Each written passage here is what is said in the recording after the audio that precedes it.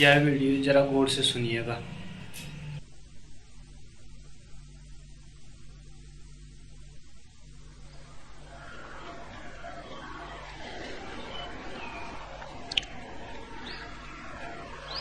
पहला प्रश्न,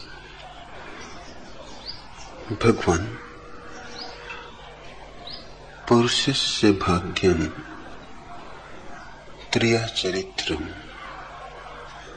दैवो न जानाति कुतः मनुष्य। पुरुष का भाग्य, स्त्री का चरित्र देव भी नहीं जानते, फिर मनुष्य के जानने का तो सवाल कहां। क्या आप इससे सहमत हैं? कन्हूलाल मेहता।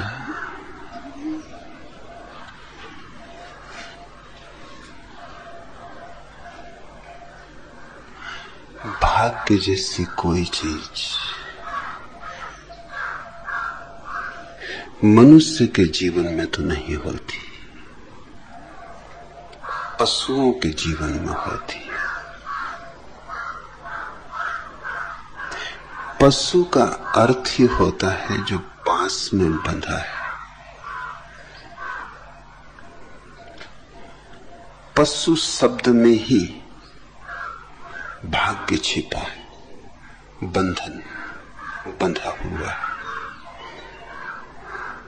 जो पैदा होते ही एक विशिष्ट ढंग से जीने को बाध्य है, वही पशु है। कुत्ता कुत्ते का भाग्य लेके पैदा होता है, लाख उपाय करे तो भी कुछ और नहीं हो सकता है। सिंह सिंह का भाग्य लेके पैदा होता है। कोई साधना, कोई तपस्या रत्ती भर भी अंतर न कर पाएगी। इसलिए तो हम किसी पशु को निंदित नहीं कर सकते, पापी नहीं कह सकते, क्योंकि पुण्य की ही स्वतंत्रता ना हो तो पाप का दोष कैसे? स्वतंत्रता ही न हो चुनाव की तो फिर कैसा पाप, कैसा पुण्य, कैसी नीति, कैसी अनीति? किसी पशु को तुम दुष्चरित्र नहीं कह सकते, क्योंकि पशु तो जीते हैं नियति से। पशु तो जीता है बंधा हुआ। मनुष्य की यही तो गरिमा है, यही तो गौरव है, यही तो पशु और मनुष्य के बीच भेद है कि मनुष्य का कोई भाग्य नहीं। मनुष्य पैदा होता है कोरे कागज की तरह, बिना किसी लिखावट के। फिर तुम्हें ही अपने निर्णय से, अपने चुनाव से, अपनी स्वतंत्रता से लिखना पड़ता है कोरे कागज पर। हस्ताक्षर जो तुम्हारे किसी विधाता के नहीं, लकीरें जो चाहो खींचो तुम्हारी, और जब चाहो मिटा दो, क्योंकि खींचने वाले तुम हो, मिटाने वाले तुम हो। मनुष्य नियंता है स्वयं का, और जब तक मनुष्य अपना निर्णय स्वयं नहीं लेता तब तक जानना कि पशु ही है, दिखाई पड़ता है मनुष्य जैसा। इसलिए ज्योतिषियों के पास जो जाते हैं वो मनुष्य नहीं।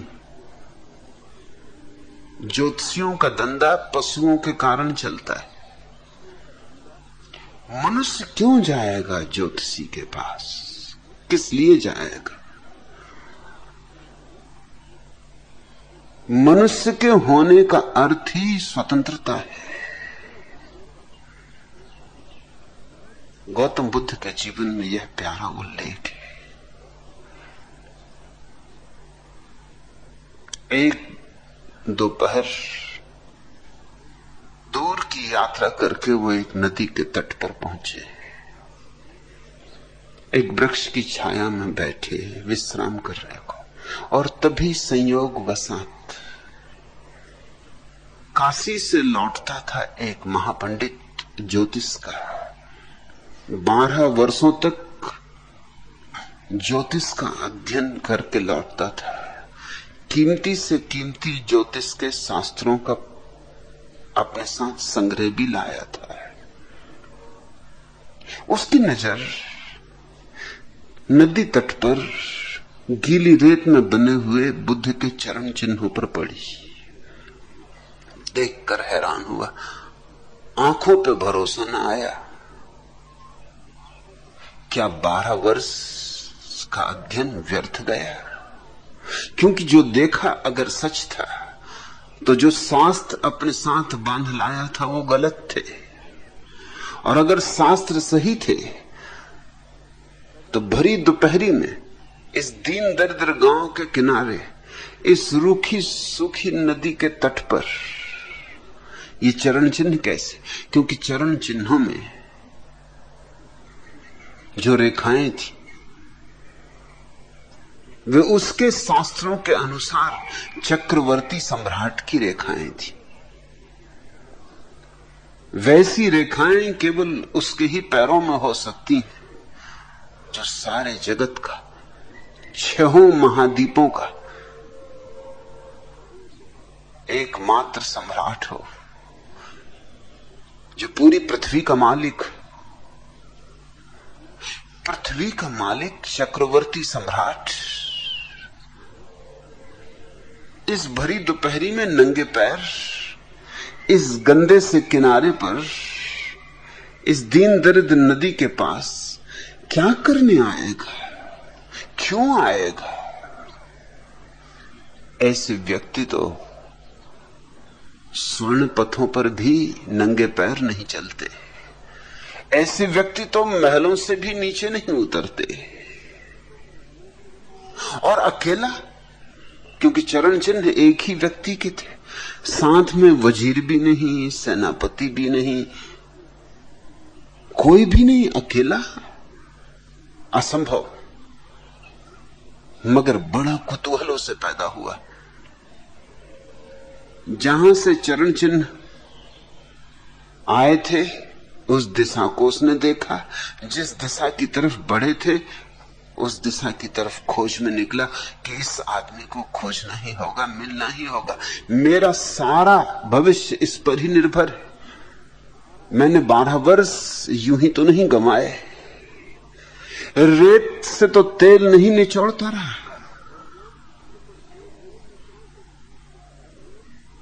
जल्दी ही पहुंच गया उस वृक्ष के पास जहां चरण चिन्ह समाप्त हो गए थे, और बुद्ध को उसने बैठा देखा। तब और मुश्किल में पड़ा। एक तरफ से तो यूं लगे ऐसा प्यारा व्यक्ति, ऐसा सौंदर्य, ऐसा प्रसाद, ऐसी सुगंध, ऐसी आभा, निश्चित ही होना चाहिए चक्रवर्ती, इससे कम नहीं, रत्ती भर कम नहीं। और दूसरी तरफ से लगे भिखारी, भिक्षा पात्र पास में रखा, फटे झीण सीण वस्त्र पहने, अकेला इस वृक्ष से टिका विश्राम कर रहा।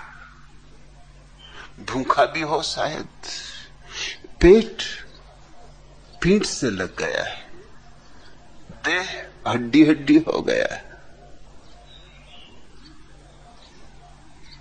झकझोरा बुद्ध को और कहा मुझे मुश्किल में डाल दिया है। 12 वर्ष बड़ी मेहनत करके ज्योतिष की शिक्षा लेकर लौटा हूं, और तुम पहले आदमी मिल गए जिसने सब अस्त व्यस्त कर दिया।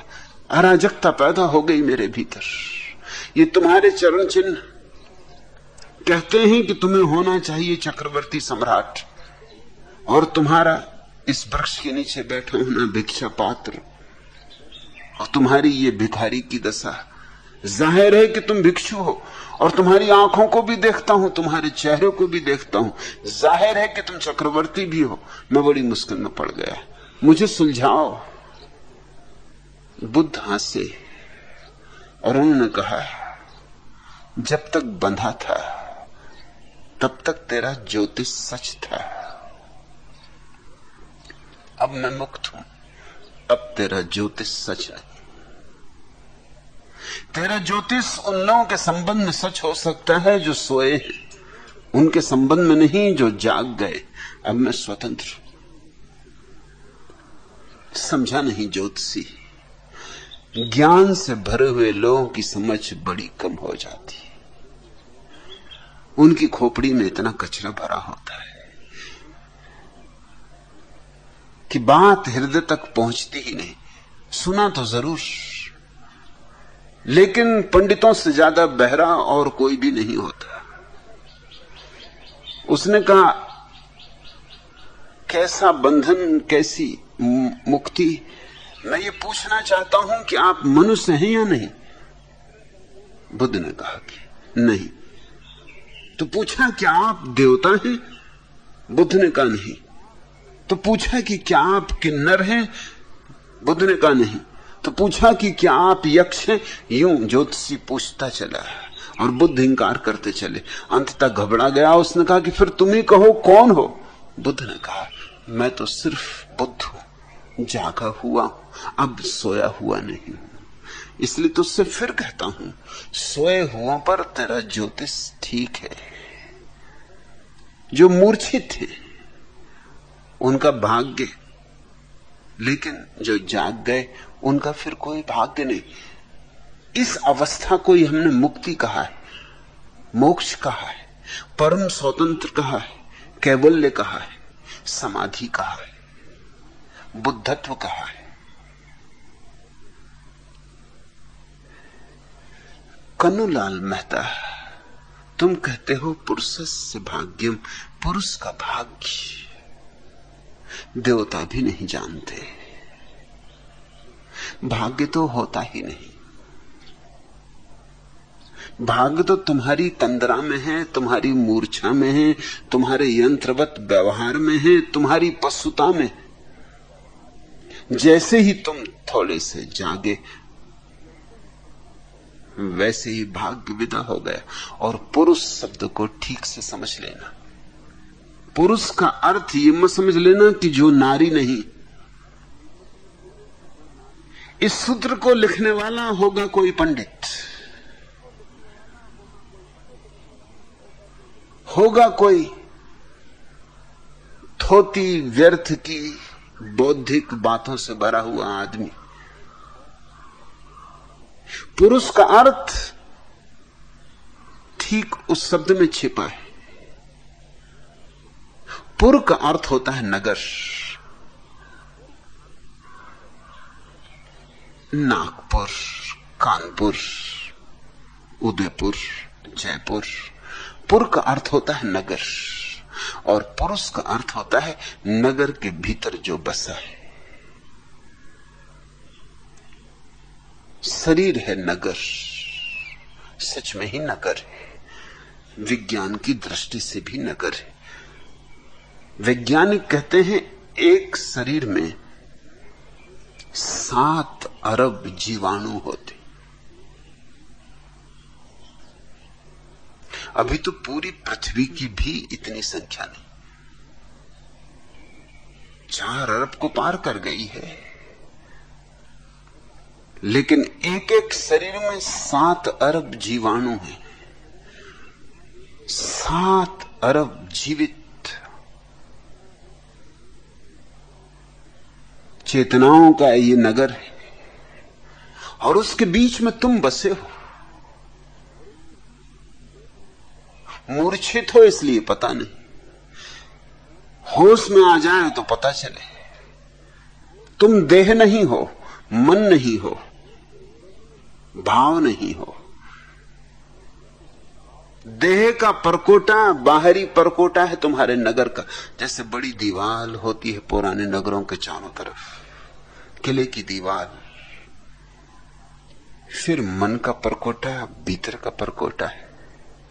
और एक दीवाल, और फिर भावनाओं का परकोटा सबसे अंतरंग है, और एक दीवाल, और इन तीन दीवालों के पीछे तुम हो चौथे, जिसको जानने वालों ने तुरी कहा है।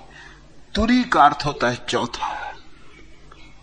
और जब तुम चौथे को पहचान लोगे, तुरी को पहचान लोगे, जब इतने जाग जाओगे कि जान लोगे न मैं देह हूं, न मन, न हृदय, सिर्फ चैतन्य हूं, सिर्फ बुद्धत्व हूं, उस क्षण तुम पुरुष हुए।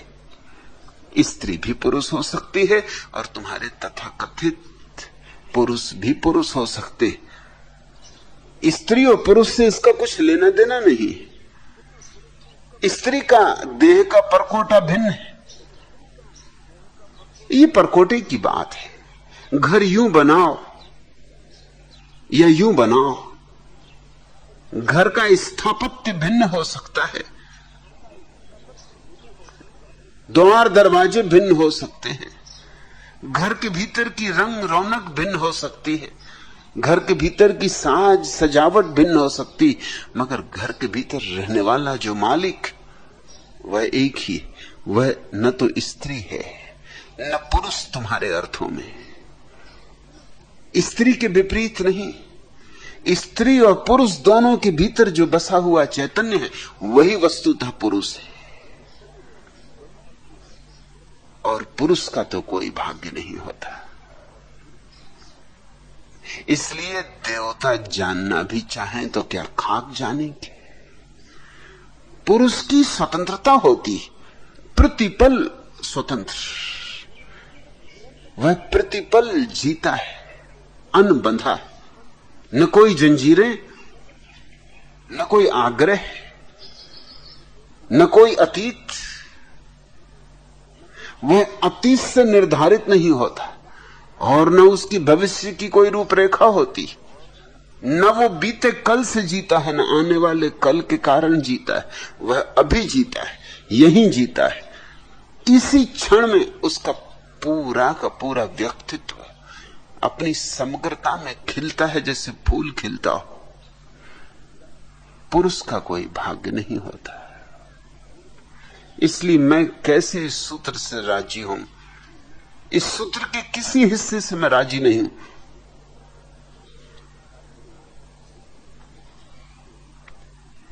पुरुषस्य भाग्यम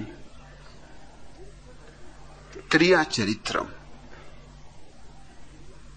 दैवो न जानाति कुतः मनुष्य। पुरुष का भाग्य होता ही नहीं, जो है ही नहीं, उसे देवता भी कैसे जानेंगे और मनुष्य भी कैसे जानेंगे। दूसरा हिस्सा है त्रिया चरित्रम, स्त्री का चरित्र।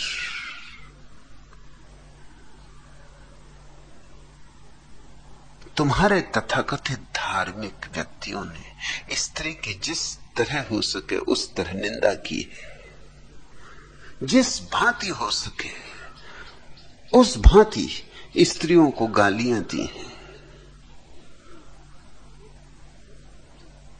इन गालियों से सिर्फ इतना ही पता चलता है कि उनके मन में बहुत गहरा स्त्रियों के प्रति आकर्षण था।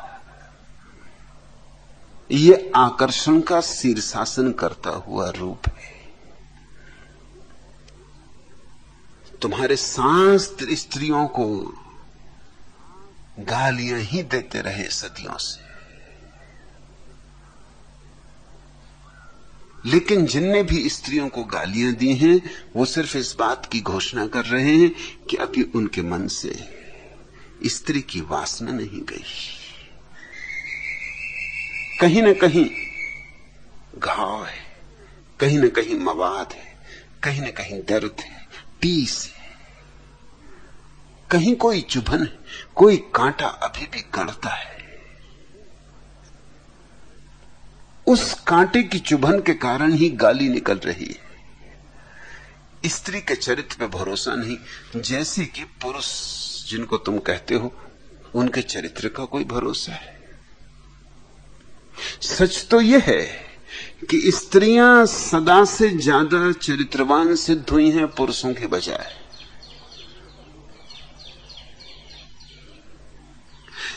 जिन देवताओं का तुम बड़ा सम्मान करते हो उनका कोई चरित्र है? तुम्हारे पुराणों को उठाकर देखो, कनुलाल मेहता, तुम चकित होगे। तुम्हारे देवताओं से ज्यादा भ्रष्ट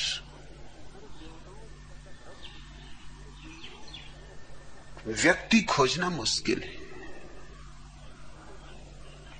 तुम्हारे देवताओं की सारी कथाएं भ्रष्टता की कथाएं, लेकिन उनका सम्मान है, उनकी पूजा है। और स्त्रियों को गाली, और तुम्हारे देवता तक भी चरित्र को स्वीकार करते मालूम नहीं होते। मगर कसूर किसी का भी हो, गाली स्त्री को पड़ती। ये हमारा कुछ अजीब तर्क है। जैसे लोभ तो हमारे भीतर है, लेकिन धन को हम गाली देते। धन का क्या कसूर है? 1000 रुपए रास्ते के किनारे पड़े, तुम्हारी लार टपक रही और गाली धन को दे रहे हो। जरा सोचते हो कि धन का क्या कसूर है? वो रुपए तुमसे नहीं कह रहे हैं लार टपकाओ। रुपयों को तुम्हारी लार से कोई प्रयोजन नहीं, रुपयों को तुमसे भी कोई प्रयोजन नहीं। भरथरी के जीवन में यह कथा है, प्यारी कथा है कि भरथरी ने जीवन को खूब देखा, समझा, भोगा, और जो भी देखेगा, समझेगा, भोगेगा, वो मुक्त हो जाएगा। भरथरी महाभोगी थे, इसलिए उन्होंने 2 अद्भुत किताबें लिखी। ऐसी 2 किताबें एक साथ किसी व्यक्ति ने नहीं लिखी। पहली किताब लिखी श्रृंगार शतक। श्रृंगार की ऐसी अनूठी किताब,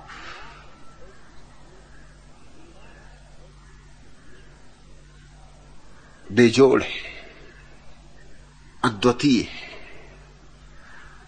श्रृंगार को जरूर जाना, गहरे से जाना, अनुभव से जाना। यह किसी कवि की बात नहीं, अनुभोक्ता की बात है। इसलिए श्रृंगार शतक में बड़ा बल है। और इतनी गहराई से जाना जीवन को, उसके भोग को, कि जान के मुक्त हो गए। जानने से हमेशा मुक्ति आती, अनुभव से हमेशा अतिक्रमण आता है। तुम जिस चीज को जान लेते हो उसी से मुक्त हो जाते हो, जिसको नहीं जान पाते उसी से बंधे रह जाते हो। इसलिए जो भागेगा संसार से, वो संसार में वापस लौट लौट आएगा। जो संसार में जीकर मुक्त होता है, वह फिर नहीं लौटता है। भरथरी ने जीवन को देखा, सम्राट थे, सब तरह से भोगा, और फिर देखकर व्यर्थता, ध्यान में प्रवेश किया। फिर दूसरी किताब लिखी, वैराग्य शतक। भरथरी जैसा व्यक्ति ही लिख सकता है। जिसने श्रृंगार जाना वही वैराग्य जान सकता है। जिसने राग जाना वही वीतरागता जान सकता है। जिसने संसार जाना वही मोक्ष से परिचय पा सकता है। भरथरी सब छोड़कर चले गए। बड़ा राज्य था, अपार संपदा थी, सबको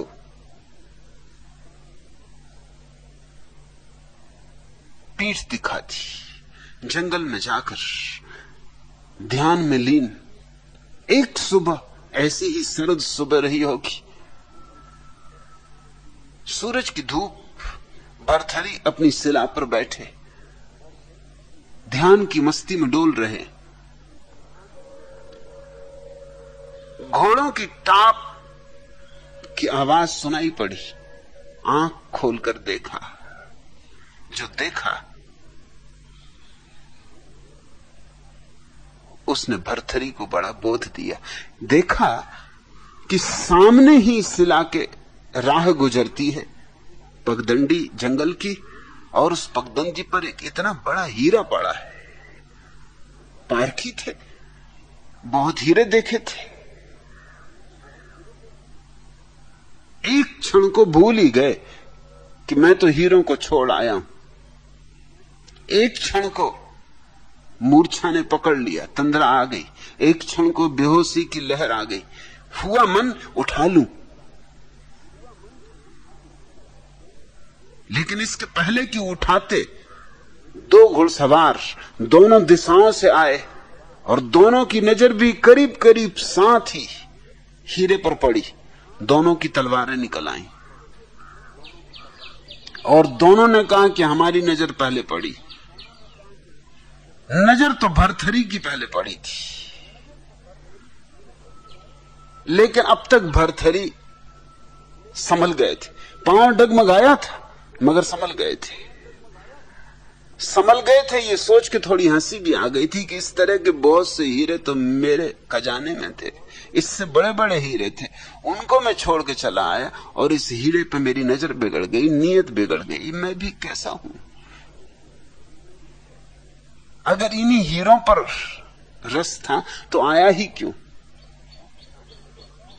हंसे अपने पर, अपनी मूढ़ता पर। और अब ये तो कहने का सवाल ही ना था कि नजर मेरी पहले पड़ी। चुप ही रहे। उन दोनों ने तो भरथरी को देखा ही नहीं, देखने का सवाल ही कहां था।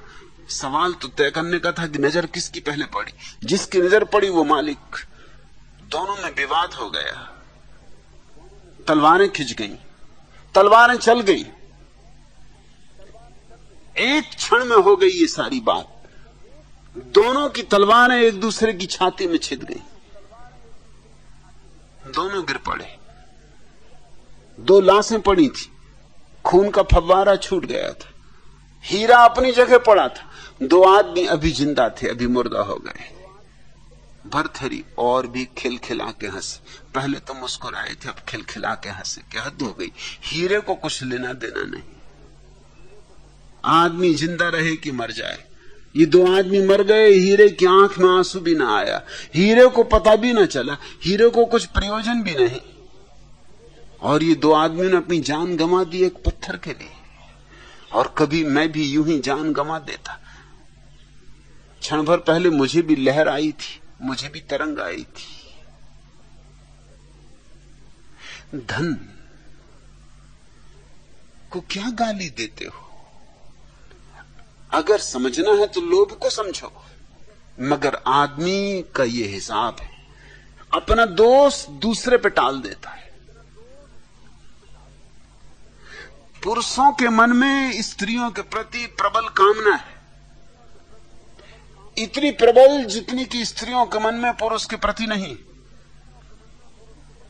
यही कारण है कि स्त्रियों ने पुरुषों को गाली देने वाली किताबें नहीं लिखी, पुरुषों ने किताबें लिखी। मेरा भी अपना अनुभव यह है कि मैंने सब तरह की स्त्री साध्वियां देखी, सन्यासियां देखी, पुरुष साधु देखे, पुरुष सन्यासी देखे। स्त्री साध्वियों में एक तरह की गरिमा है, स्त्री साध्वियों में एक तरह की निष्ठा है। पुरुष साधु बेईमान है, झूठे, और फिर भी गाली जब देंगे तो त्रिया चरित्र को। कारण तुम समझ लेना, कारण यह है कि अभी भी इनको स्त्री आकर्षित करती, और इसके पीछे मनोविज्ञान ही नहीं है, इसके पीछे पुरुष और स्त्री की जैविक व्यवस्था भी है। पुरुष की काम वासना आक्रामक है, स्त्री की काम वासना ग्राहक है। तो जो आक्रामक है उसको तो अपनी वासना बहुत दिखाई पड़ती, क्योंकि वो हमेशा छलांगे मारती, वो कुछ कर दिखाने को आतुर होती, तलवारें चमकाती। म्यान के बाहर आ जाती। स्त्री को अपनी वासना दिखाई नहीं पड़ती, दिखाई पड़ भी नहीं सकती, वो ग्राहक है। कोई स्त्री कभी किसी पुरुष के पीछे नहीं दौड़ती, और दौड़े तो पुरुष ऐसा भागे।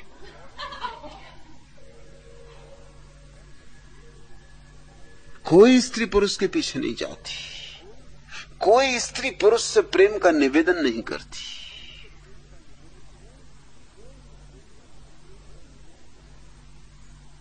मुल्ला नसरुद्दीन और उसकी पत्नी सुबह ही सुबह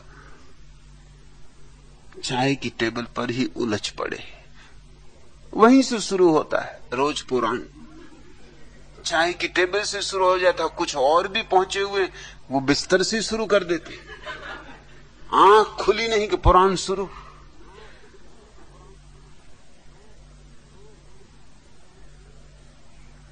मुल्ला नसरुद्दीन कहने लगा कि मैं भी कहां की झंझट में पड़ गया, तुझसे विवाह करके किस उपद्रव को मैंने अपने सिर ले लिया। पत्नी ने कहा कि मैं तुम्हारे पीछे न पड़ी थी, तुम ही पूंछ हिलाते मेरे पीछे घूमते थे, तुम ही मेरे पापा के हाथ पैर जोड़ते थे, मेरे मम्मी को चढ़ोतरी चढ़ाते थे, तुम ही लिखते थे लंबे लंबे प्रेम पत्र, मैंने अभी भी संदूक में संभाल के रखे, कहो तो निकाल लाऊं। क्या क्या तुमने लिखा है कि हे प्राण प्यारी, तेरे बिना मर जाऊंगा, जी ना सकूंगा, एक क्षण न रह सकूंगा। भूल गए वो सब बातें, मैं तुम्हारे पीछे नहीं पड़ी थी। नसरुद्दीन ने कहा ये बात सच है, कोई भी चूहादानी किसी चूहे के पीछे नहीं पड़ती, मगर ये मूर्ख चूहे खुद ही चले जाते। स्वभाव था, जब मूर्ख चूहा चूहेदानी में फंस जाएगा तो चूहेदानी को गाली देगा कि फंसा लिए। ये मूर्ख चूहों की बातें। पुरुषस्य भाग्यम त्रिया चरित्रम, इनको त्रिया का चरित्र समझ में नहीं आता। जैसे कि इनको अपना चरित्र समझ में आ गया, इनका खुद का चरित्र तो देखो। मगर दोष दूसरे को देना मनुष्य की एक बुनियादी कमजोरी है, हमेशा दोष दूसरे पे टाल देना। और ये अच्छा लक्षण नहीं, ये धार्मिक व्यक्ति का लक्षण नहीं। इसलिए तुम्हारी धर्म किताबों में मुझे बहुत कम धर्म दिखाई पड़ता है, अधर्म बहुत ज्यादा दिखाई पड़ता है। 99% अधर्म, कभी भूल चूक से एक आध बात कोई धर्म की आ जाती हो तो आ जाती हो, नहीं तो अधर्म ही अधर्म दिखाई पड़ता है। अब जैसे तुम जरा सोचो कि अगर किसी स्त्री ने पुरुषों के कपड़े चुरा के झाड़ पे बैठ गई होती तो तुम कहते पुरुषस्य भाग्यम त्रिया चरित्रम दैवो न जानाति कोता मनुष्य। अरे मनुष्य का क्या है, मनुष्य का क्या, बस ये स्त्रियों का कुछ ढंग ही समझ में नहीं आता। पुरुष बेचारे नहा रहे, सीधे साधे पुरुष साधु संत नहा रहे, ये उनके कपड़े चुरा के झाड़ पे चढ़ जाते। मगर कृष्ण कन्हैया यही करते रहे, तुमको उनका चरित्र समझ में आता है। ये बड़े मजे की बात है, वो जो नग्न स्त्रियां खड़ी हैं पानी में, उनका चरित्र तुम्हें समझ में नहीं आ रहा। और ये सज्जन जो ऊपर चढ़ बैठे हैं कदम्ब के झाड़ पर कपड़े लेकर, इनका चरित्र तुम्हें समझ में आ रहा है। न केवल चरित्र समझ में आ रहा, बल्कि तुम इनको पूर्ण अवतार कहते हो, पूर्णता से समझ में आ रहा। ये कोई साधारण पुरुष नहीं, पूर्ण अवतार। एक गांव में रासलीला हो रही थी।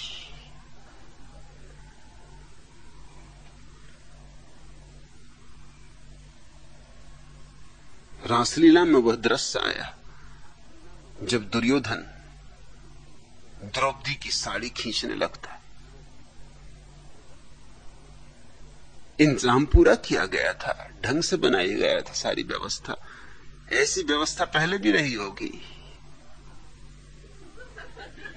छप्पर के ऊपर बिजली से चलने वाली एक मशीन लगाई थी जिसमें साड़ियां बंधी हुई थी। इधर कृष्ण भगवान बटन दबाते, उधर बिजली चलती, साड़ियों में बंधी हुई साड़ियां निकलती चली आती। मगर संयोग की बात, बिजली चली गई। यूं गैस बत्तियां भी थी, इसी डर से थी क्योंकि गांव था छोटा और बिजली 8-10 दफे दिन में जाती ही थी। सो कब बिजली चली जाए पता नहीं, लेकिन ये किसी ने विचार ही ना किया था कि ठीक ऐसे समय बिजली जाएगी। तो प्रकाश तो था, बत्तियां तो थी, मगर साड़ियां आनी बंद हो गई।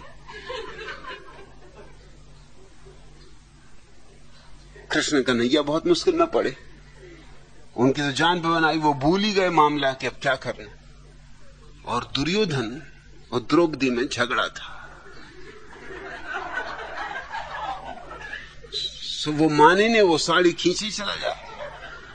कृष्ण ने बहुत कहा, दुष्ट ठहर, बिजली चली गई,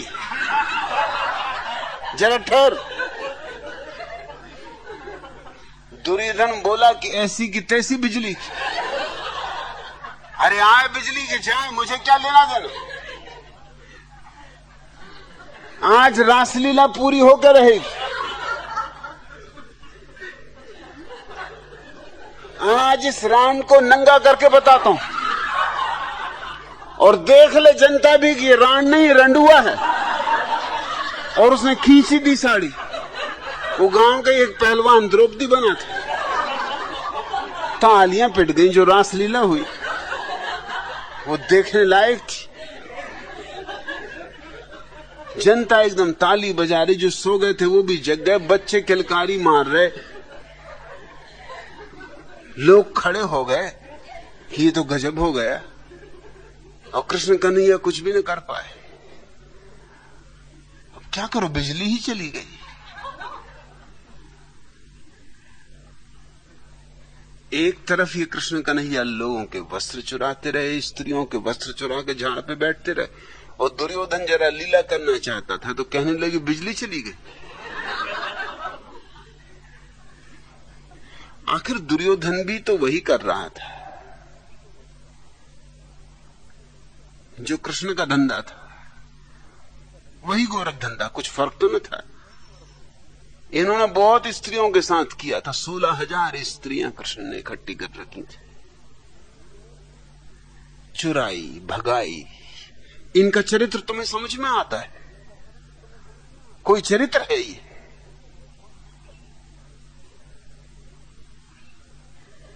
युधिष्ठिर का चरित्र तुम्हें समझ में आता? उनको धर्मराज कहते हो। सब धन लगा दिया जुए के दांव पर। धन ही नहीं लगा दिया, द्रौपदी को भी लगा दिया, पत्नी को भी लगा दिया। पहले तो 5 भाइयों ने पत्नी बांट ली। ये कोई चरित्र है? फिर भी वो धर्म के रक्षक हैं। पांडव, कौरव जो हैं वो अधार्मिक है। उनको हराना है, उनको विनष्ट करना। विनष्ट करने का काम कौन करेंगे? 5 पांडव करेंगे जिन्होंने एक स्त्री को बांट लिया। जैसे स्त्री कोई सामान हो। मगर यही ढंग रहा है। जिन्होंने ये सूत्र कहा है कनुलाल मेहता, इन्होंने स्त्री को संपत्ति कहा है, स्त्री संपदा। इसलिए तो कन्यादान करते। और मजा ये कि पढ़ी लिखी स्त्रियां भी जब उनका कन्यादान किया जाता तो खड़े होकर नहीं कहती बंद करो ये बकवास, हम कोई सामान नहीं है जिनका दान किया जाए। पुत्रदान नहीं किया जाता, कुंवर दान नहीं किया जाता, कन्यादान किया जाता है। ये कुंवरों को, सूरों को, इनको दान करो। कन्याओं को बहुत दिन हो गए दान करते, मगर दान तो चीजों का ही किया जा सकता है। बांट लिया स्त्री को, बांट लिया। यहां तक भी बात रहती तो भी ठीक थी, तो भी गनीमत थी। उसको दांव पे भी लगा दिया। संपत्ति हो तो दांव पे लगाई जा सकती। और जब जीत गया दुर्योधन तो पाप क्या था? फिर संपत्ति उसकी हो गई। फिर वो डब्बा खोले कि बंद करे? फिर इसमें अड़चन क्या डालनी? फिर अड़चन भी डालनी। हार भी गए, हार गए तो हार गए। अब स्त्री उसकी हो गई, चलो 5 की नहीं हुई 6 की हो गई, इसमें क्या फर्क पड़ने वाला था।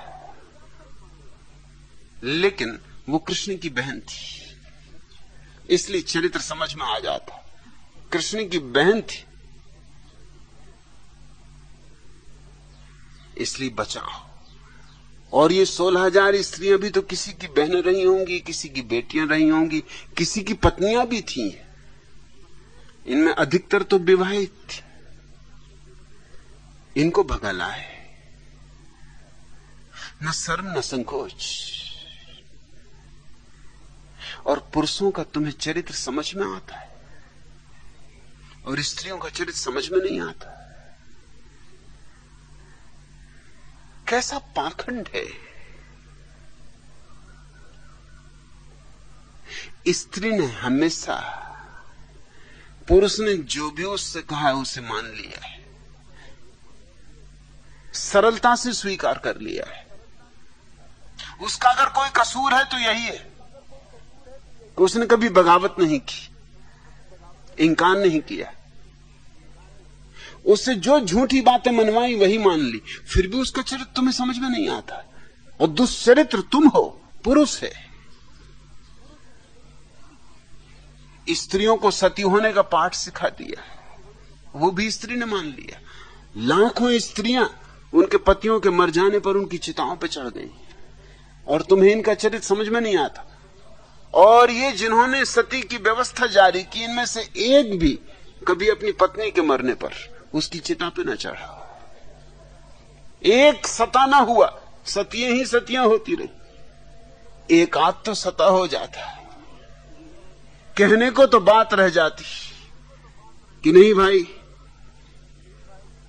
सतियों का चौरा ही नहीं, ये सता का चौरा है।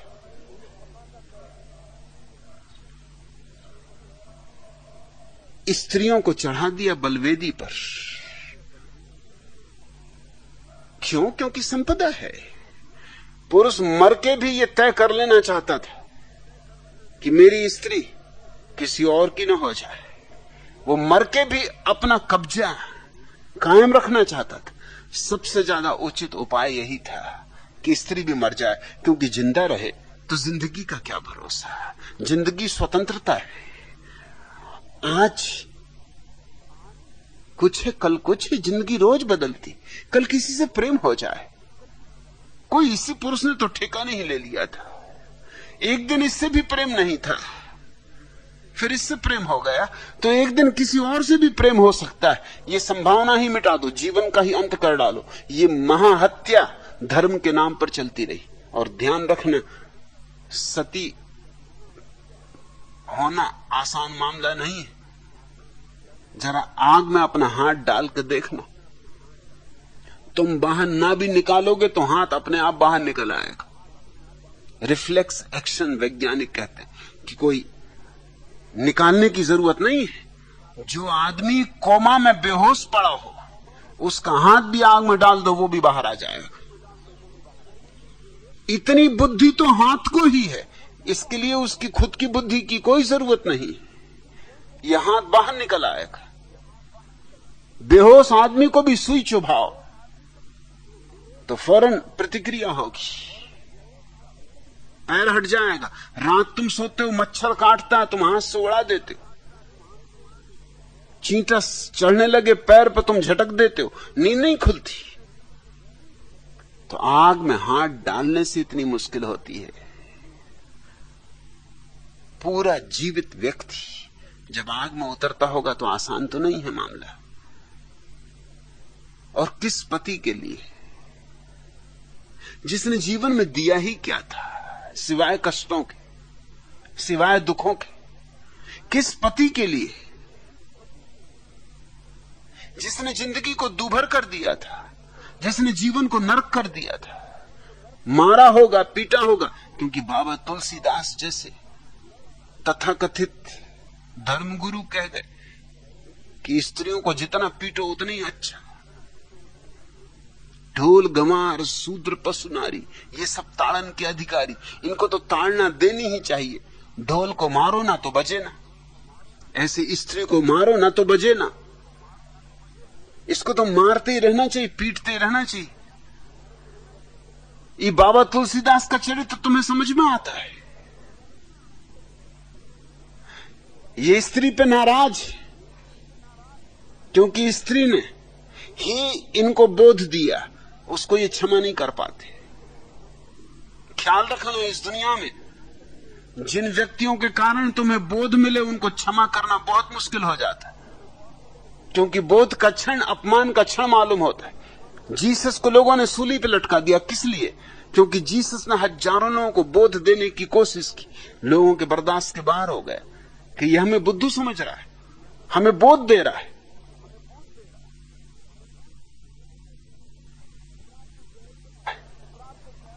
सुकरात को जहर पिलाया, क्या कसूर था उसका?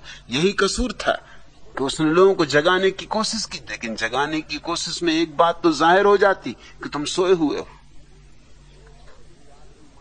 और कोई आदमी मानने को राजी नहीं कि मैं और सोया हुआ। सोए होंगे मेरे दुश्मन, सोए होगे तुम, मैं नहीं सोया हुआ हूं, मैं जागा हुआ। इसलिए जो इसे जगाएगा उसको ये कभी क्षमा ना कर पाएगा। तुलसीदास को तुलसीदास की पत्नी ने ही जगाया, क्योंकि तुलसीदास की पत्नी गई थी माए के, और ये भैया पहुंच गए बरसात की रात, अमावस की रात, ये पहुंच गए। ये रह ना सके 2-4 दिन भी अकेले। नदी पूर पर थी, नदी को पार करना मुश्किल था। एक लाश का सहारा लेके नदी पार की, समझा कि लाश नहीं है, लक्कड़ है। ऐसा अंधापन।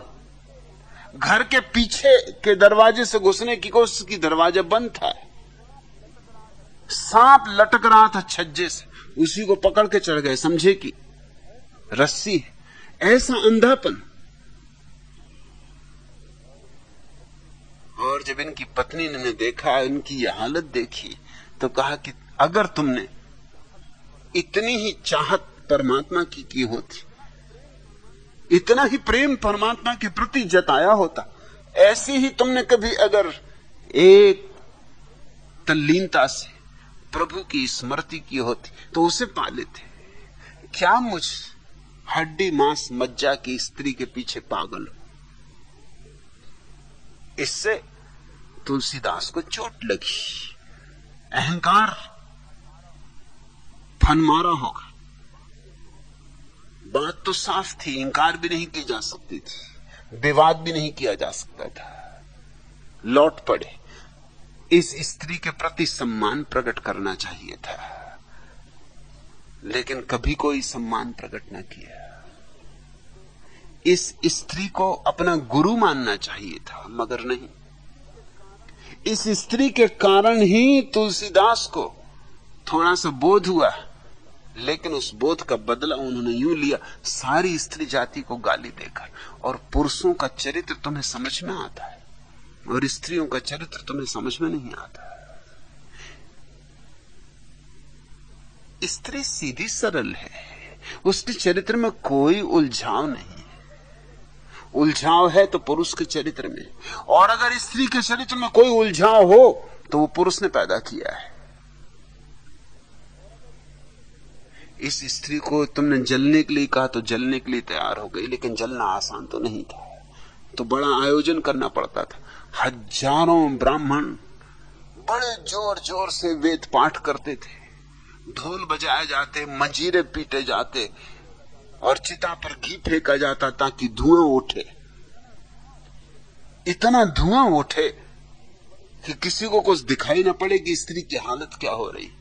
और इतने ढोल पीटते और इतने जोर जोर से वेद पाठ करते कि स्त्री की चीख पुकार का पता ना चले। जिंदा स्त्री जलेगी तो चीख पुकार तो होगी। और ये ब्राह्मणों का एक समूह चारों तरफ से मसाले लिए खड़ा रहता कि वो स्त्री भौंकती तो उसे मसालों से धक्का देके वापस गिरा देना पड़ता। ये हत्या थी, शुद्ध हत्या थी। लेकिन इस हत्या को करने वाले लोगों का चरित्र तुम्हें समझ में आता है। और जिसकी हत्या की गई उसका चरित्र तुम्हें समझ में नहीं आता। स्त्री को आदमी ने क्या क्या नहीं बनाया।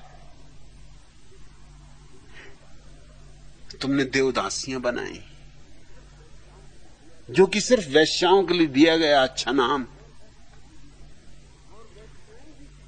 और वैश्याएं भी किसने बनाई?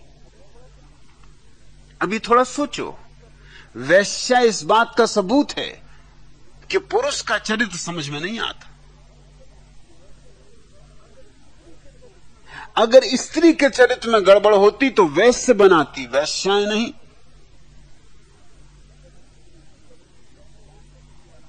तो जैसे लाल बत्ती वाला मोहल्ला होता है स्त्रियों का, ऐसा लाल बत्ती वाला पुरुषों का मोहल्ला होता, जहां दादा, गुंडे, अखाड़ेबाज अपने अपने दरवाजे के सामने दंड बैठक लगाते हुए प्रदर्शन करते कि भाई वहां कहां जा रही, असली दादा यहां रहता।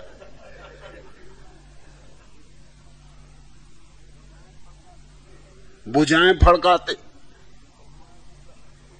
हनुमान जी का चालीसा पढ़ते, लंगोट लगा के सड़कों पर कवायद करते। अगर स्त्री के चरित्र में कोई गड़बड़ होती तो उसने पुरुष वैश्याएं पैदा की होती। गड़बड़ तो पुरुष के चरित्र में मालूम होती, क्योंकि स्त्री वैश्याएं पैदा क्यों हुई, किसने पैदा की।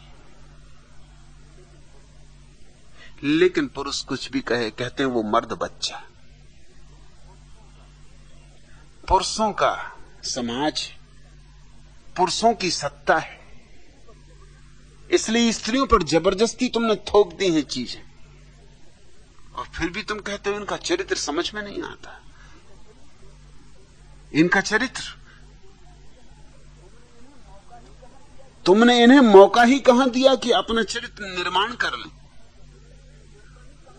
तुमने इन्हें मौका ही कहां दिया, स्वतंत्रता कहां दी। तुम्हारे शास्त्र कहते हैं कि जब लड़की छोटी हो तो बाप उसकी रक्षा करे। ख्याल रखना, मां का नाम नहीं आता उसमें, सिर्फ बाप रक्षा करे। क्यों छोटी बच्ची की मां रक्षा ना करे? मां का क्या भरोसा, त्रिय चरित्रम, बाप रक्षा करे। और जब लड़की बड़ी हो जाए, विवाहित हो जाए, तो पति रक्षा करे। और जब स्त्री बूढ़ी हो जाए तो उसका बेटा रक्षा करे। ये बड़े मजे की बात है, रक्षा रक्षा हो रही है। तो खतरा किससे? मतलब बाकी स्त्रियों से खतरा है। बचपन में बाप रक्षा करे मतलब मां से खतरा है।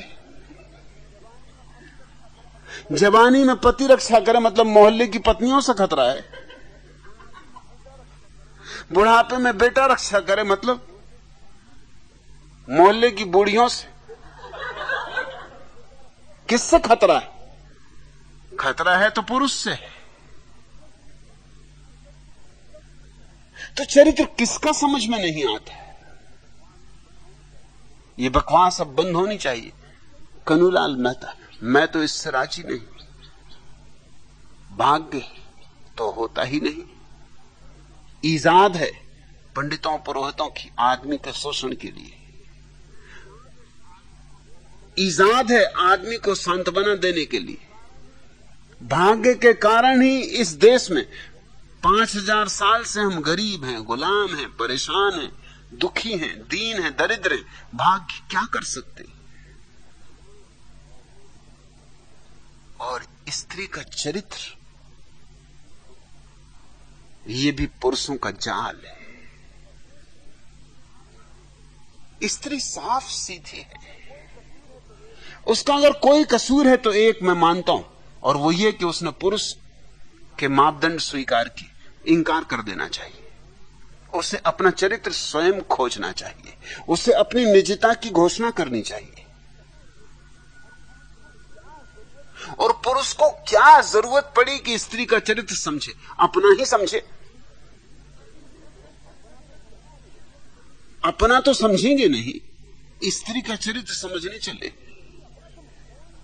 स्त्री अपना समझ लेगी। कोई स्त्री नहीं कहती कि हमें पुरुष का चरित्र समझना है। क्या कचरे से लेना देना है, उसे पता ही है इनका चरित्र समझना क्या है। इनकी एक एक हरकत से वाकिफ, इनके हर रंग ढंग से वाकिफ। समझने जैसा क्या है इनमें? समझने को भी कुछ हो, मगर पुरुष को स्त्री का चरित्र समझना क्यों? उसका कारण तुम समझने की कोशिश करो।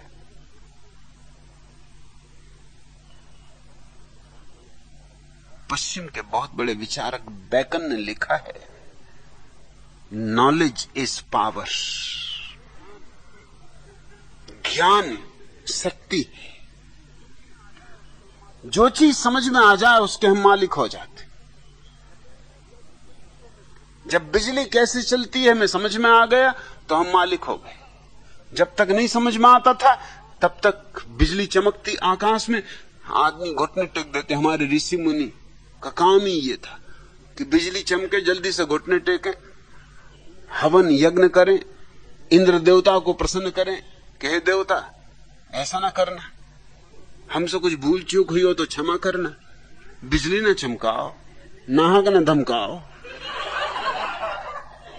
दुश्मनों पर गिराओ। अरे हम तो भक्त हैं, हम तो तुम्हारी हमेशा याचना के लिए तैयार खड़े हैं। सोमरस पियो, विराजो, पधारो, पलक पावड़े बिछाते हैं। सोमरस यानी शराब, गांजा, भांग, अफीम। सोमरस पी लो मगर शांत हो जाओ, मत बिजली चमकाओ। लेकिन जिस दिन आदमी समझ गया बिजली का राज, उसी दिन बिजली पर काबू हो गए। अब कोई इंद्र देवता की प्रार्थना नहीं करता। बटन दबाई और इंद्र देवता बेचारे पंखा चला रहे। बटन दबाई, इंद्र देवता बल्ब में लटके हुए, उल्टे लटके हुए, रात भर लटके हुए। जो चाहो करवाओ, रेलगाड़ी चलवाओ या हवाई जहाज चल रहा है। अगर ये हवाई जहाज ऋग्वेद के समय में चलता है, एकदम ऋषि मुनि गिर पड़ते अपने घुटनों पर कि आ गए इंद्र देवता। ये गर्जन, ये तर्जन देखते।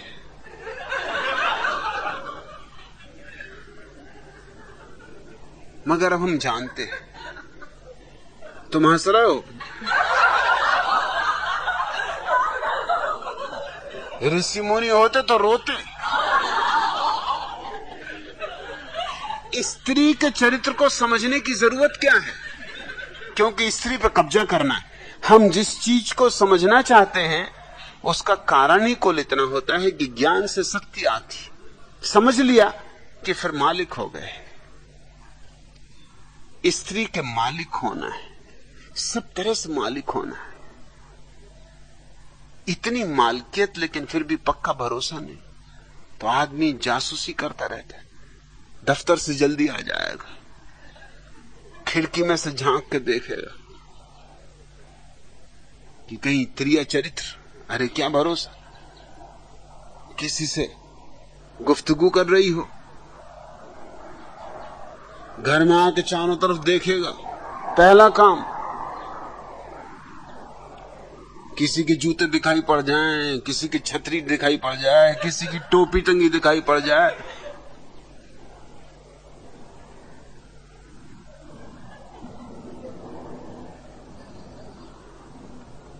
स्वर्ग के दरवाजे पर 3 आदमी एक साथ पहुंचे।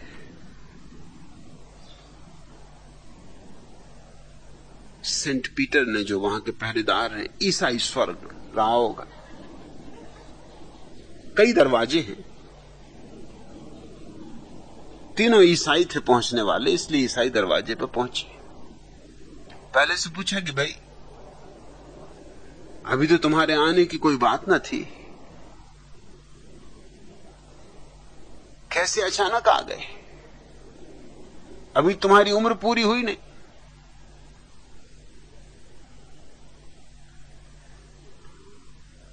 उस आदमी ने कहा कि मैं अपने घर आया, देखा कि पत्नी बिस्तर पर लेटी है और उसके तकिए के ऊपर बगल में ही एक सिर का और चिन्ह बना हुआ है, गड्ढा बना तकिए पे। शक पैदा हो गए। मैंने पूछा ये आदमी कहां हो? कहने कहां का आदमी, कैसा आदमी? अरे तुम भी क्या बातें करते हो, मैंने करवट ली होगी तो मेरे सिर का निशान बन गया हो। मगर वो निशान जाहिर था कि दूसरे का ही। बिस्तर पे भी सलवटें थी, नीचे झांक के देखा तो जूते भी थे। फिर तो शक बढ़ गया, फिर मेरा दिमाग एकदम भन्ना गया। फिर मैं भागा, सारे मकान को ढूंढ डाला, ये खिड़की खोली, वो दरवाजा खोला, ये अलमारी खोली, वो अलमारी खोली। ऐसा क्रोध चढ़ा कि चीजें तोड़ फोड़ दी, बर्तन गिरा दिए। चौके में पहुंचा, फिर भी कुछ किसी का कहीं कोई पता नहीं। एकदम गुस्से में आके रेफ्रिजरेटर को सरका के 7वीं मंजिल से नीचे गिरा दिया। रेफ्रिजरेटर सरका के गुस्से में गिरा तो दिया, मगर बजनी था कि मेरा हार्ट फेल हो गया। दूसरे ने पूछा भाई तुम यहां कैसे आए? उसने भाई मैं भी क्या बताऊं, मैं तो रास्ते से चला जा रहा था, एकदम रेफ्रिजरेटर मेरे ऊपर गिरा, बचने का मौका ही नहीं मिला, सोचने का भी मौका नहीं मिला। छठ मंगनी पट ब्याह हो गए। जब आंख खुली तो यहां खड़ा पाया। तीसरे ने पूछा तुम्हारी क्या कथा? उसने कहा मैं भी क्या कहूं, मैं कुछ कर ही नहीं रहा, मैं तो सिर्फ रेफ्रिजरेटर के भीतर खड़ा हुआ था। ये हरामजादा आया और उसने एकदम 7 मंजिल से गिरा दिया। मैं तो शांति से बिल्कुल ध्यान मग्न, जिंदगी में पहली बार तो निर्विचार हुआ था। पहली दफे तो समाधि का थोड़ा सा रस आ रहा था, ये कम वक्त आ गया। मैंने किसी का कुछ बिगाड़ा ही नहीं था, सिर्फ रेफ्रिजरेटर में खड़ा था। अब आदमी को कहीं ना कहीं तो होनी पड़े, अरे कोई कहीं तो रहेगा ही।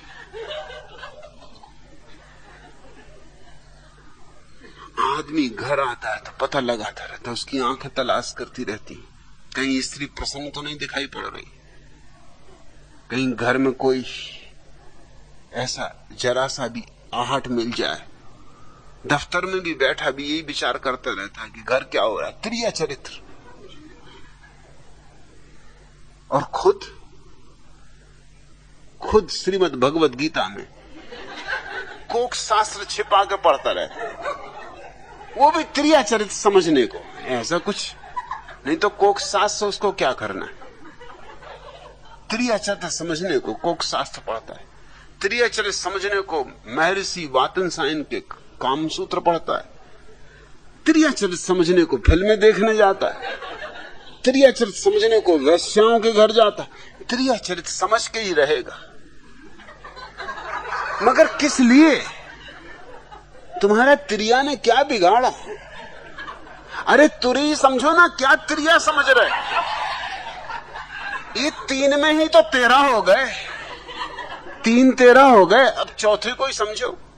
चौथे को समझना हो तो स्वयं को समझना होता।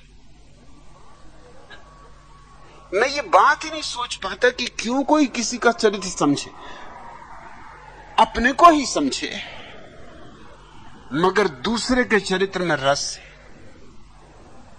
क्योंकि दूसरे पे कब्जा करना है। और तुम समझ लो तो मालिक हो जाते हो। रहस्य का कोई मालिक नहीं हो सकता। इसलिए पुरुष की आकांक्षा तो प्रकट होती कनुनाल मेहता इस सूत्र में, और कुछ भी नहीं। और देवो न जानाति कोता मनुष्य, और फिर कहा जाता है कि देव भी नहीं जानते त्रिया का चरित्र। कौन देव, कैसे देव? उनकी जरा कथाएं तो उलट पलट के देखो।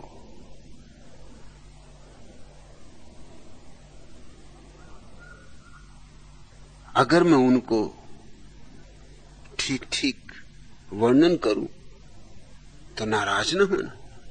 नहीं तो कई लोग कहते हैं हमारी भावनाओं को ठेस पहुंच गई। अब मैं क्या करूं, तुम्हारे देवता ही ऐसे, इसमें मेरा क्या कसूर। अपने देवताओं से कहो कि भैया तुम अपना चरित्र जरा ठीक करो।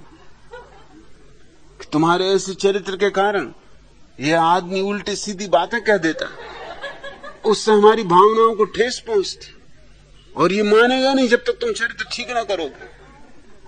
मगर देवताओं के चरित्र से तुम्हें कोई चिंता नहीं पैदा होती। ये क्या खाक देवता समझेंगे। ये खुद ही स्त्रियों के पीछे दीवाने हुए घूमते। कोई ऋषि मुनि बेचारे ब्रह्म मुहूर्त में स्नान करने गए, उनकी स्त्रियों को धोखा दे जाते। ये देवता हैं तुम्हारे। थोड़ी शर्म भी खाओ, फिर लुच्चे लफंगे किसको कहोगे। कम से कम इतना तो करो कि ऋषि मुनियों की स्त्रियों को तो न सताओ। वो बेचारे ब्रह्म मुहूर्त में स्नान करने गए, पहले तो उनको समझा दिया इन्हीं देवताओं ने कि ब्रह्म मुहूर्त में स्नान करो। ब्रह्म मुहूर्त में स्नान करना बहुत ही अच्छा है। मतलब तुम समझोगे क्यों ब्रह्म मुहूर्त में स्नान करो, कि मुंह अंधेरे तुम घर के बाहर जाओ तो ये घर के भीतर आए, और देवता हैं और अंधेरा, सो देवता धोखा दे देते। देवता है, इनकी शक्तियों का तो क्या कहना, चमत्कार ही चमत्कार। पति बन के चले आते और पत्नियां धोखा खा जाती हैं बेचारी। पत्नियां करें भी क्या जब पति ही सामने खड़े हों। और फिर यही देवता कहेंगे कि त्रिया का चरित्र समझ में नहीं आता। अहिल्या को इसी तरह एक देवता ने भ्रष्ट किया। लेकिन मजा तुम देखते हो, जब अहिल्या का पति ऋषि वापस लौटा तो उसने देवता को श्राप नहीं दिया, अभिशाप नहीं दिया। ये कैसी बेईमानी। अभिशाप दिया अहिल्या को कि जा पत्थर हो जा। ये कैसा न्याय है। बेईमानी की थी किसी देवता ने, धोखा दिया था किसी देवता ने, बदमाशी की थी किसी देवता ने, कोई देवता गुंडा साबित हुआ था, मगर दोष स्त्री का है। पुरुषों के बीच एक सांठगांठ है, देवताओं को तो दोष देने ही नहीं। स्त्री पत्थर हो गई, और फिर ये स्त्री भी राम का चरण जब इसे स्पर्श होगा तब मुक्त होगी अभिशाप से। क्यों? सीता के पैर से नहीं हो सकता था ये काम। सीता मैया भी पीछे पीछे चली आ रही थी। ये रामचंद्र जी की चरित्र में ऐसी क्या खूबी है। रामचंद्र के ही पैर को छू के क्यों? पहले तो एक देवता भ्रष्ट कर गए, वो भी पुरुष, छुड़ाएगा भी पुरुष ही। इतना तो करते कम से कम। चलो अहिल्या पर नाराज हो गए थे पत्नी पर, देवता से डरे होंगे, ऋषि मुनि थे कि देवता कहीं नाराज ना हो जाए, बिजली ना कड़काए, बादल ना भेज दे, कुछ उपद्रव ना मचाए। तो जो गरीब है, जो कमजोर है, उसकी गर्दन पकड़ लो। पकड़ ली स्त्री की गर्दन, इसको पत्थर बना दिया। मगर अब तो कम से कम थोड़ा ख्याल रखना था कि इसको फिर किसी पुरुष से ही मुक्ति न दिलवा, वो भी राम का ही पैर पड़ेगा। तो राम का व्यवहार स्त्रियों के साथ अच्छा नहीं। मर्यादा पुरुषोत्तम होंगे, मगर स्त्रियों को कतई उन्हें मर्यादा पुरुषोत्तम नहीं मानना चाहिए। क्योंकि सीता को जब लंका से वो छीन के लाया तो जो पहले शब्द सीता से बोले अभद्र, पहले शब्द उन्होंने ये कहे कि सीता ये तू जान रख, ए औरत तू ठीक से पहचान ले कि मैंने तेरे लिए युद्ध नहीं किया है, ये तो अपने वंश की प्रतिष्ठा के लिए युद्ध किया है, ये तो अपने कुल की प्रतिष्ठा के लिए युद्ध किया है। हम जैसे पुरुष स्त्रियों के लिए नहीं लड़ता है। स्त्री तो पैर की जूती, स्त्री के लिए कौन लड़ता है। ये कोई बात थी? ये कोई स्वागत करने का ढंग था? वर्षों तक ये सीता प्रतीक्षा करती रही इस व्यक्ति का, जो इस बेहूदे ढंग से स्वागत करेगा। और फिर इसकी अग्नि परीक्षा ली गई, वो भी स्त्री की। कम से कम इतना तो भले मानस को सोचना था कि जब विवाह किया था तो दोनों ने फेरे लगाए होंगे साथ साथ, आगे आगे पति चले होंगे, पीछे पीछे पत्नी चली होगी। अग्नि परीक्षा हुई थी तो दोनों साथ साथ निकलना था, आगे आगे पति पीछे पीछे पत्नी, दोनों की परीक्षा हो जानी थी। क्योंकि स्त्री भी इतने दिन दूर रही थी, पता नहीं त्रिया चरित्र, मगर ये सज्जन भी तो इतने दिन दूर रहे थे, क्या पता इनके चरित्र का। मेरे एक मित्र हैं डॉक्टर नावलेकर, उन्होंने एक अद्भुत किताब लिखी, a new approach to Ramayana. बड़ी हिम्मतवर किताब है।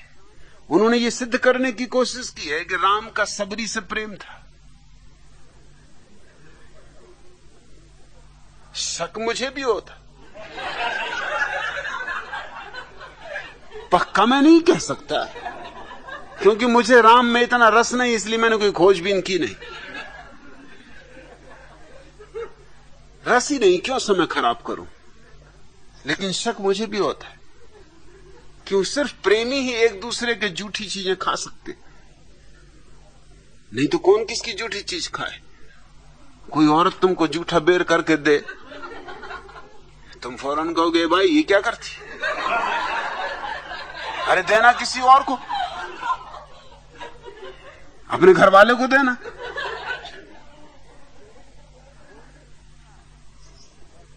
कोई झूठा खा सकता है केवल तभी जब प्रेम हो, बहुत प्रेम हो। नावलेकर ने तो बहुत प्रमाणों से सिद्ध करने की कोशिश की है कि सबरी से प्रेम था। नावलेकर की तो यह भी मान्यता है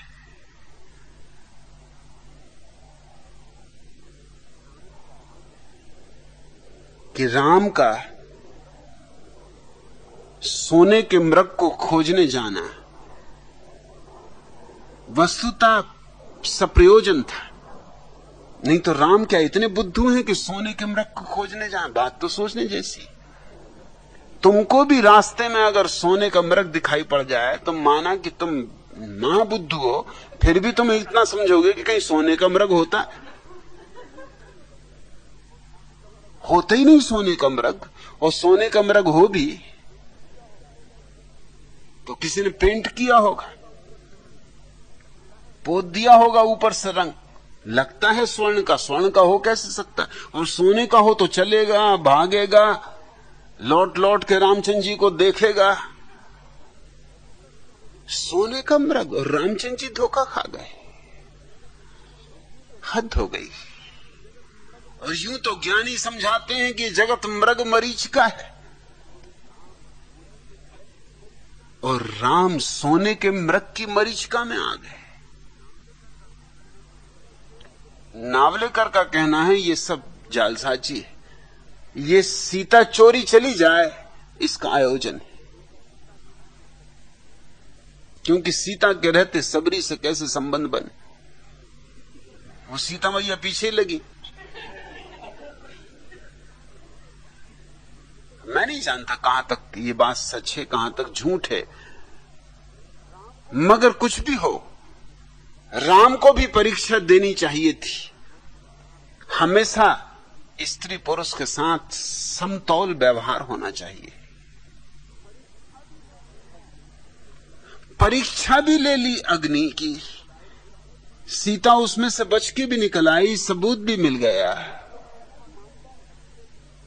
एक तो मैं ऐसा मानता नहीं कि अग्नि कोई फर्क करेगी। तुम खुद ही प्रयोग करके देख सकते हो। जैसे मैं तुमसे पूछूं दो दो कितने, तुम कहो 4, सच बोल रहे हो ना? अब जरा अंगारा हाथ में रखो, झूठ तो तुम बोले नहीं, कोई भी नहीं कहेगा कि झूठ बोले। 2 2 4। मैं तुमसे पूछूं घड़ी में कितने बजे, तुम कहो कि 9:15। मिनट सेकंड बता दो, कोई झूठ तो नहीं बोल रहे। उठाओ अंगारा हाथ में। अगर ना जलो तो मैं समझूं कि सत्य के लिए अग्नि भेद कर देती, और फिर तुम कहो 2 2 5 और जल जाओ। इतना सीधा सा प्रयोग है, करके घर में देख लेना।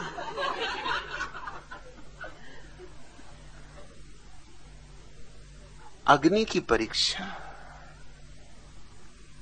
पहली तो बात ही गलत है, मगर अभी भी इस तरह की मूर्खता चलती है।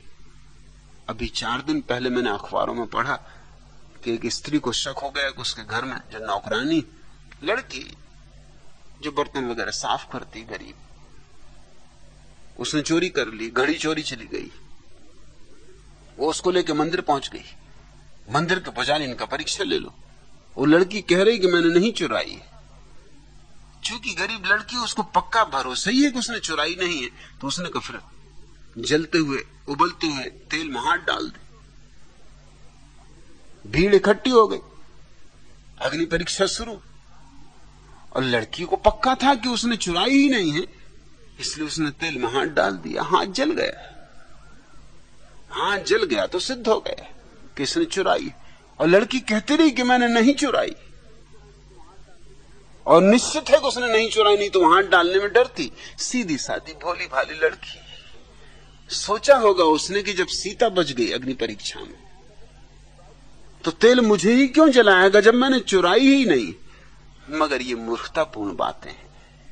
इन मूर्खतापूर्ण बातों को कितना ही तुम बल दो, कितना ही समर्थन जुटाओ, ये ताश के पत्ते हैं, जरा से हवा के झोंके में गिर जाएंगे। मगर इन्हीं तरह की मूर्खतापूर्ण बातों पर इस देश की पूरी बुनियादें रखी। राम को भी जाना था, मगर राम होशियार और त्रिया चरित समझ में आता नहीं। राम जानते होंगे कि गए कि जले, और सोचते होंगे सीता जली जाए तो झंझट मिटे, तो लेके सबरी को अयोध्या नगरी पहुंच जाए। मगर सीता बच गई। अब पता नहीं कैसी अग्नि परीक्षा थी। यूं रही होगी जैसे सर्कस वगैरह में होती, स्प्रिट वगैरह से जलाई गई होगी, जिसमें से आदमी निकल सकता है। तुमने सर्कस में देखो होगा, स्प्रिट से जलाई जाती आग, उसमें से छलांग लगा के निकल सकते हो। ये कोई असली अग्नि नहीं रही होगी, कुछ ना कुछ धोखाधड़ी है, कहीं ना कहीं कोई ना कोई 420 ही है।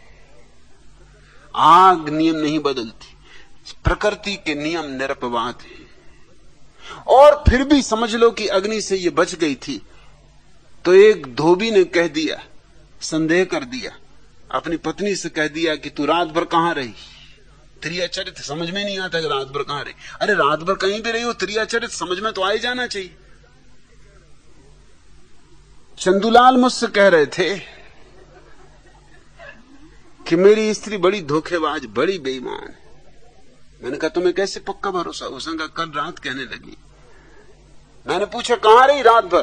कहने लगी अरे कहीं नहीं, अपनी सहेली कमला के यहां रुक गई थी। बिल्कुल झूठ बोल रही।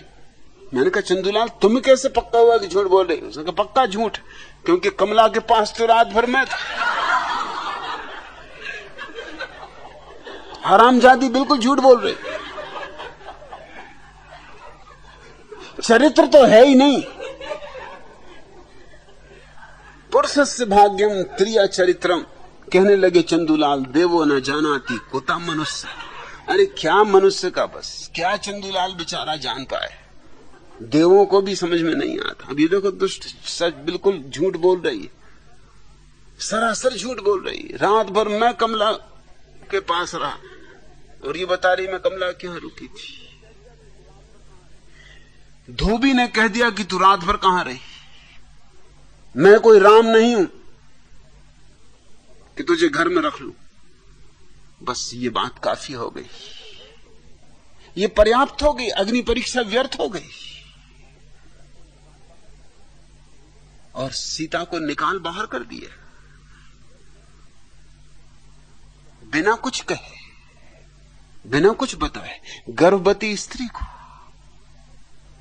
घर के बाहर फेंक दिया। ये कुछ बात समझ में तुम्हें आती? ये त्रिया चरित्र में गड़बड़ है, या ये तुम्हारे तथाकथित पुरुष के चरित्र में गड़बड़ है? ये पुरुष चरित्र कुछ भ्रांतियों पे खड़ा हुआ है। एक तो पुरुष का अहंकार, दंभ। वही दंभ बोला कि मैंने अपने वंश की परंपरा के बचाने के लिए तुझे बचाया है, तुझे बचाने के लिए युद्ध नहीं किया है। वही दंभ अग्नि परीक्षा लिया। वही दंभ एक धोबी के कह देने से। अगर यूं ही था कि धोबी ने कहा था तो खुद भी चले जाते कि ठीक है, क्या ऐसे लोगों पर समय खराब करना जिनको मुझ पे भरोसा ना हो। क्योंकि उस धोबी ने सिर्फ सीता पे ही तो शक नहीं किया था, उस धोबी ने असल में राम पे शक किया था। बात तो साफ है। उसने ये कहा था मैं कोई राम नहीं हूं कि तुझे घर में रख लूं। उसका संदेह किस पे था, सीता पर या अपने पर? वो ये कह रहा था कि मैं कोई राम नहीं हूं, तू मुझे राम जैसा गया बीता ना समझ कि तुझे घर में रख लूंगा। संदेह तो उसने राम पे उठाया था। राम तो घर में ही रहे, सीता को निकाल बाहर कर दिया।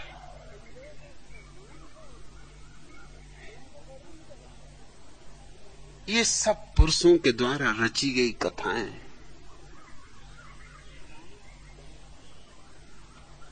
रावण की बहन शूर्पणखा ने लक्ष्मण से निवेदन किया कि मुझे तुमसे प्रेम है, मैं विवाह कर लूं।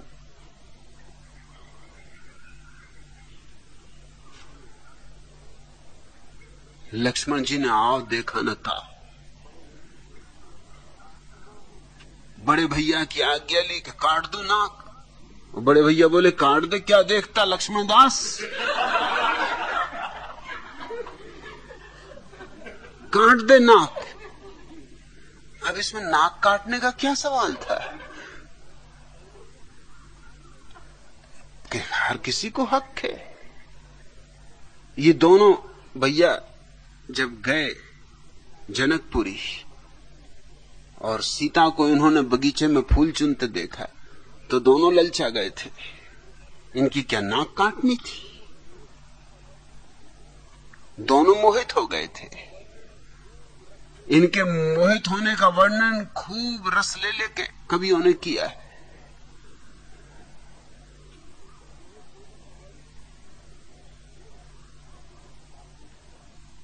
लेकिन इस स्त्री की क्या भूल थी, इससे इतनी कह सकते थे क्षमा करो, मैं विवाहित हूं। नाक काटने का क्या सवाल था? मैं कई दफे सोचता हूं कि नाक काटने की बात क्यों उठती, मगर स्त्री है, स्त्री के साथ जो भी दुर्व्यवहार करो सब ठीक है, काट दो नाक। यह भी मैं सोचता हूं कि यह स्त्री जरूर बहुत सुंदर रही होगी। रावण की बहन थी, राजकुमारी थी, अलमस्त अल्लड़ थी। यही तो कसूर था रावण का और रावण के आसपास जो लोगों का समूह था उसका, कि वे अलमस्त लोग थे, फक्कड़ लोग थे, ज्यादा आदिम लोग थे। और ये तथाकथित ऋषि मुनि ईसाई मिशनरियों जैसे थे। ये उनको जबरदस्ती आचरण सिखा रहे थे, उनका अल्हड़पन नष्ट कर रहे थे, और उनकी ही रक्षा के लिए राम को बुलाया गया था। यूं समझो कि राम के एजेंट थे वो सब जो ऋषि मुनि थे, वशिष्ठ इत्यादि। उनका धंधा यह था कि दक्षिण में जाके लोगों को वैदिक धर्म में दीक्षित करना। लेकिन दक्षिण ऐसा मालूम होता है ज्यादा स्वतंत्र था। नहीं तो कोई युवती आके लक्ष्मण से सीधा निवेदन करे, जाहिर है कि स्वतंत्रता थी, स्त्री और पुरुष के बीच एक समानता थी। उसने कुछ बुराई तो ना की थी, इतना ही कहा था कि मैं प्रेम का निवेदन करती हूं, मुझसे विवाह कर लो। मना कर देना था कि मैं पहले से ही विवाहित हूं, क्षमा करो। लेकिन नाक काटी, इससे मुझे यह शक होता है कि स्त्री बहुत सुंदर रही होगी। और राम ने भी हां भर दी कि काट ही ले नाक। इससे मुझे यह भी साफ होता है कि दोनों को सुंदर लगी होगी। इसके सौंदर्य को नष्ट ही कर दो, नहीं तो खतरा है, खुद के भीतर कहीं खतरा छिपा होगा। वो हम अपना दोष दूसरे पर थोपते। कन्हूलाल मेहता, मैं तो कुछ ऐसा नहीं देखता कि स्त्री के चरित्र में कुछ भूल है। अगर भूल है तो वो पुरुष के द्वारा आरोपित चरित्र के कारण है। मैं एक ऐसी दुनिया देखना चाहता हूं जहां स्त्री अपने ढंग से जिए, पुरुष अपने ढंग से जिए। अगर दोनों का मिलन हो जाए तो ठीक, लेकिन मिलन का मतलब गुलामी ना हो, मिलन का मतलब मैत्री हो। न कोई पति हो न कोई पत्नी हो, मित्रता पर्याप्त है। पति का मतलब होता है मालिक। मालकियत का रिश्ता कोई रिश्ता नहीं, मालकियत का रिश्ता अपमानजनक है। और स्त्री को जानने की चेष्टा में उसी मालकियत को मजबूत करने का उपाय है। और किन देवताओं की तुम बात कर रहे हो? देवता कहीं होते हैं, सिर्फ कल्पनाएं। लेकिन तुमने जिन देवताओं की कल्पनाएं की हैं वो तुम्हारे भीतर की वासनाओं की सबूत है। तुम जो नहीं कर सकते हो वही तुमने देवताओं से करवा लिया है, वो प्रक्षेपण है। जो तुम करना चाहते हो और नहीं कर सकते हो वो देवताओं से करवा लिया है। देवता तुम्हारी वासनाओं के साकार रूप है, देवता कहीं है ही नहीं। और मनुष्य अपने को समझे, अपने को जाने, किसी दूसरे को न समझने की जरूरत है, न जानने की कोई जरूरत है। और मैं इतना जरूर कहना चाहूंगा, जिसने अपने को जाना उसने सबको जाना, जिसने अपने को पहचाना उसने सबको पहचाना, जिसने अपने को पा लिया उसने इस जगत में जो भी पाने योग्य है सब पा लिया। उसके लिए कुछ और पाने को शेष नहीं रह जाता है।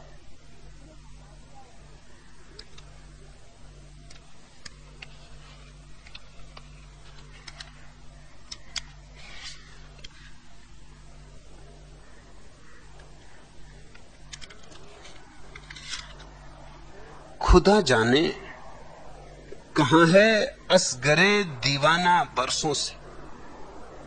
खुदा जाने कहां है, खुदा जाने कहां है असगरे दीवाना बरसों से, कि जिसको ढूंढते हैं काबा और बुतखाना बरसों से, कि जिसको ढूंढते हैं काबा और बुतखाना बरसों से।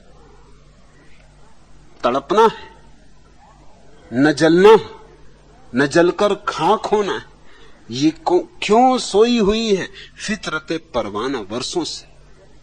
तड़पना है, न जलना है, न जलकर खाक होना है, ये क्यों सोई हुई है, ये क्यों सोई हुई है फितरते परवाना वर्षों से। कोई ऐसा नहीं या रब कि जो इस दर्द को समझे। नहीं मालूम, नहीं मालूम क्यों खामोश है दीवाना वर्षों से।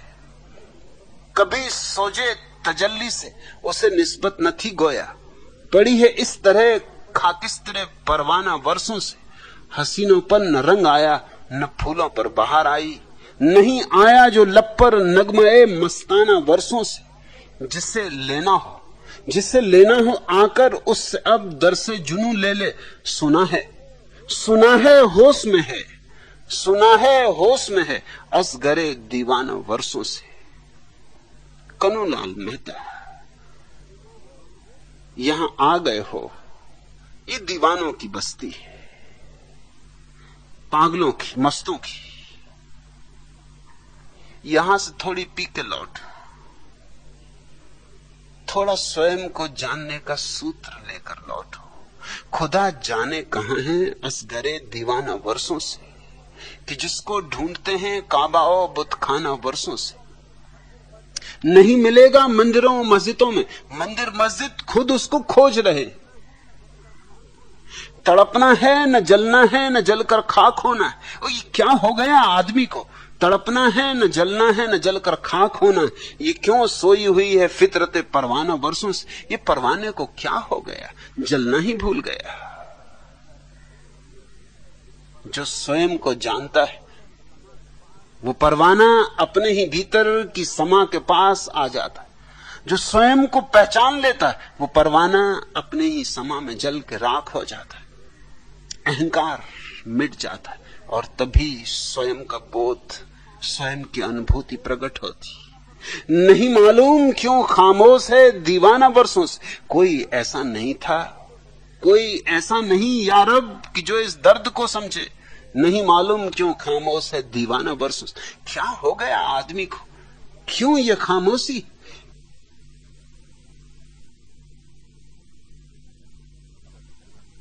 क्यों ये खोज नहीं?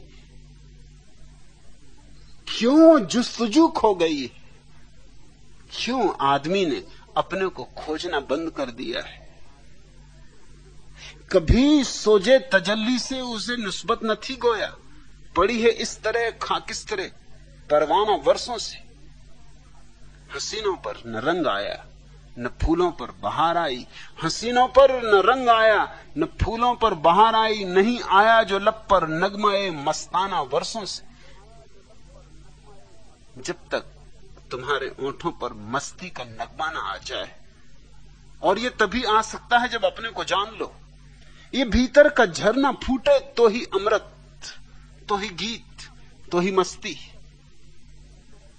तो तुम्हारे भीतर से ऋचाएं उठे, तो तुम्हारे भीतर से सूत्र जगे, शास्त्रों का जन्म हो, तुम्हारे कंठ से वेद फूटे। हसीनों पर न रंग आया न फूलों पर बहार आई, नहीं आया जो लब पर नगमाए मस्ताना वर्षों से। आदमी की जिंदगी में ना फूल है न रंग है। यूं जैसे कि आदमी के पंख टूट गए, जैसे आदमी परवाज भूल गया, उड़ना ही भूल गया। ये क्या हो गया है? हम औरों को समझने में लग गए। कोई पदार्थ को समझ रहा है, कोई समाज को समझ रहा है, कोई धर्मशास्त्र को समझ रहा है, कोई स्त्रियों को समझने में लगा है, कोई किसी को समझ रहा है, कोई किसी को समझ रहा है, लेकिन कोई अपने को नहीं समझ रहा। कन्हूलाल मेहता यहां आ गए हो तो कुछ अपनी खोज की प्यास लेकर जाओ, जिससे लेना हो आकर उससे अब दर से जुनून ले ले।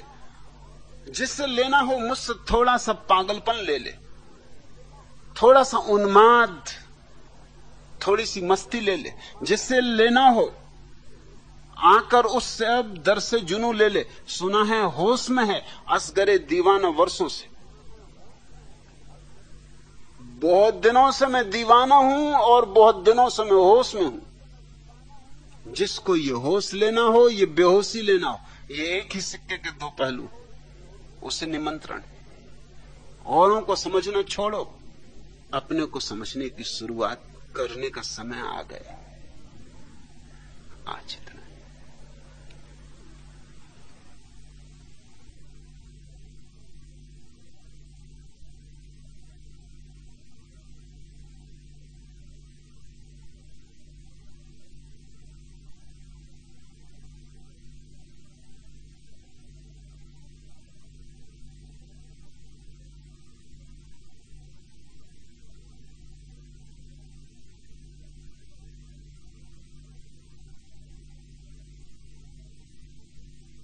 अगर यह वीडियो आपको अच्छी लग रही हो तो वीडियो को लाइक और चैनल को सब्सक्राइब करें।